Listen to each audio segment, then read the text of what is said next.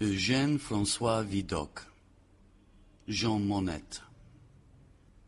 When I first became a police inspector, there was a street in my area which had many alleys going in all directions. The people who lived in them were always ready to take part in riots and violence. In one of these alleys there lived at that time a man named Jean Monette, who was quite elderly but still strong. He was a widower and lived with an only daughter. People said he had been in business and grown rich, but never spent his money, which year after year grew and grew, and would make his daughter wealthy at his death. With this advantage, Emma, who was really a handsome girl, had many men interested in her, but thought that she could wait till she found someone she could love and not give herself to the first man who asked to marry her. It was one Sunday in June when Emma had, as a treat, got enough money from her father for a day out with some friends to see the fountains at the Palace of Versailles. It was a beautiful day, and the palace was crowded with thousands of people, their dresses looking like the colors of a rainbow.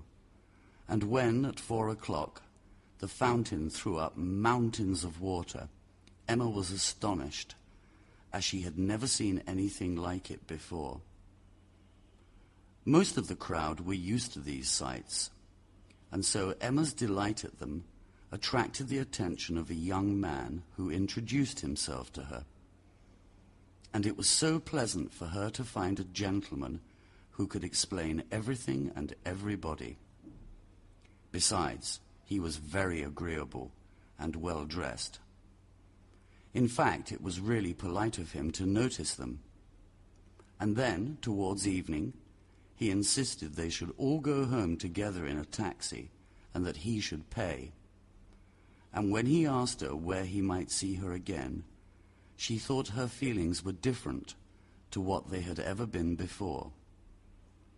But how could she give her address, tell so handsome a man that she lived in an alley? No, she could not do that. But she would meet him at the summer garden next Sunday evening.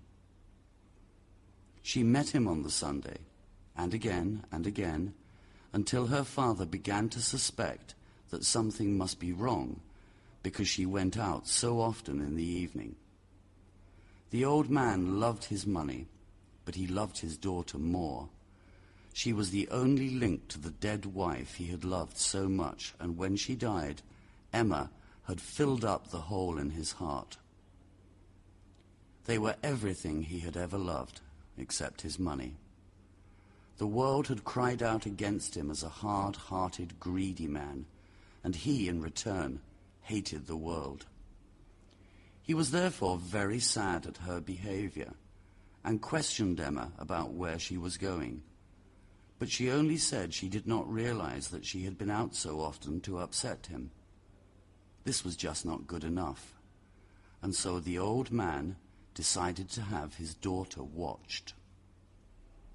The old man then asked an old friend of his, a private detective, to follow Emma. He understood his business very well, and watched the young lady so carefully that he immediately discovered she was meeting a man who, after walking some distance with her, managed to disappear, although the detective was a professional and proud that he never lost anyone. This naturally puzzled him. He tried a second time. He watched them right up to a corner, but before he could get to it, they were nowhere to be seen. This was very annoying, and he wondered if he should call a colleague to help him. But he decided that he must solve the mystery on his own. To the detective's experienced eye, the young man did not seem a gentleman, but a suspicious character, dressed in fine clothes. Something must be wrong, and he must find out. He went to see old Monette. Maybe he could suggest something. And thinking about the strangeness of the adventure, he walked towards the old man's house to discuss the situation. On the road, a crowd in the street made him forget his adventure for a while. The crowd had gathered to watch a fight between two taxi drivers, and after one of them had driven off, the people began to leave.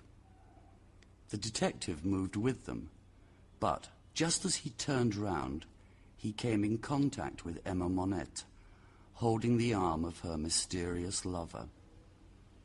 The light from a lamp above his head shone directly on the face of Emma and her gentleman, showing them both clearly, so that when he turned from the lady to the gentleman and got a full view of his face, he showed his surprise. But why? First, he had made a great discovery. Secondly, he was no longer puzzled because he could not follow Emma and the man. Thirdly, he hurried to reach Jean Monette and tell him about what he had found out. After a long introduction, telling Monette how lucky he was to have a friend like him, a man who knew everybody and everything, he told him that his daughter was meeting the most dangerous character in Paris, one who was so skillful in all his schemes that the police could not catch him, as he changed his appearance all the time. The detective promised the unhappy father they would catch him and put him in prison. When Emma returned, he told her what he had learnt about the gentleman and begged her with tears in his eyes to promise she would never again see him. Emma was shocked and cried on her father's shoulder and promised never again to see her gentleman and, if possible, to forget him. "My child," said the old man, "I believe you from my heart. I believe you. I love you. But the world says I am rich. I don't know why. You know I live in a dangerous neighborhood, and I need to keep safe my child and the money people say I have. So, to avoid accidents, I will make sure you don't leave this house for the next 6 months, and in that time, your lover will forget you, or you will forget him. It doesn't matter either way. But I'm fairly sure that the man plans to rob me of my money rather than my child." The old man kept his word, and Emma was not allowed for several days to leave the rooms on the 4th floor. During that time, she tried to forget her gentleman, and thought if she could just see him once more to say goodbye, she might manage. But to do that, she must see him again. Making up her mind that she had to see him to do as her father wanted, she asked herself how. There was one great obstacle. She couldn't get out. Now, women's cleverness never fails when they are determined to do something, and she realized that although she could not get out, perhaps he could get in. And afterwards it was not very difficult to persuade the old woman who helped her in the house to carry him a short note, saying that her father had been unwell for the last few days, and usually went to bed early, and that if her gentleman would come about 11 o'clock the following evening, her father would be asleep, and she would wait for a signal, 3 knocks on the door. In his answer, he promised to love her forever and to be at the house the following night at 11. Of course, it had been his aim for months to get into the house, and he decided he would make such good use of his time that a second meeting with Emma would be unnecessary. He immediately told his plans to 2 of his friends, promising them a good share of the money as a reward for their help.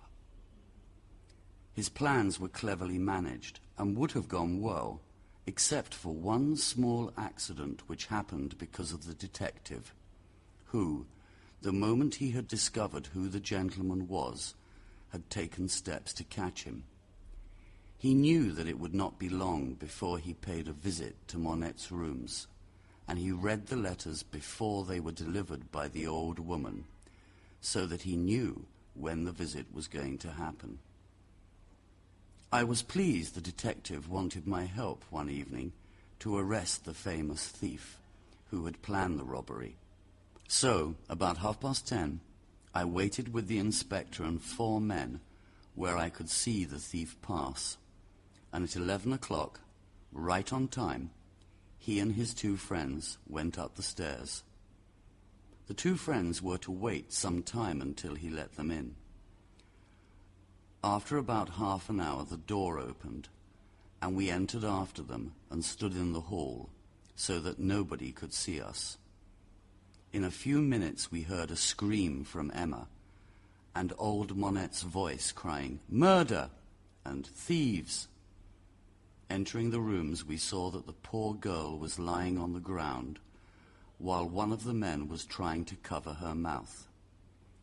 The old man had been dragged from his bed, and Emma's gentleman stood over him with a knife, promising that unless he showed him the place where his money was kept, it would be the last hour of his life.